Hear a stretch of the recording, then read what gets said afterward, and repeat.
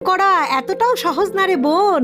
যারা কিনা স্বামীর টাকার উপর নির্ভরশীল তারাই কেবলমাত্র জানে যে স্বামীর টাকার কত দাম। প্রতি পদে পদে স্বামী বুঝিয়ে দেয় যে এটা তার টাকা, এটা তোমার টাকা না।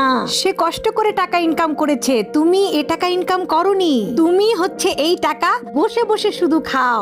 সংসারে দুটা কাজ করো, তার বিনিময়ে তার টাকা তুমি খাচ্ছ। ঠিক আছে? স্বামীর টাকা হজম করতেও একটা মেয়েকে তার আত্মসম্মান বোধ খুইয়ে তারপরে সেই টাকা হজম করতে হয়। তারপরেও কিন্তু হজম হয় না। কিন্তু আমরা মেয়ে মানুষ কি করব? হজম না হলেও হজম করে নেই। এইটাই হচ্ছে স্বামীর টাকা। অতএব স্বামীর টাকা নিয়ে এত গর্ব করার কিছু নাই। স্বামীর টাকা যে নিজের টাকা না, এটা বুঝিয়ে দেওয়ার জন্য অন্য কাউকে প্রয়োজন হয় না, বা মুখ দিয়ে বলার দরকার হয় না। স্বামীদের পরিবারের কারোরই মুখ দিয়ে বলার প্রয়োজন হয় না।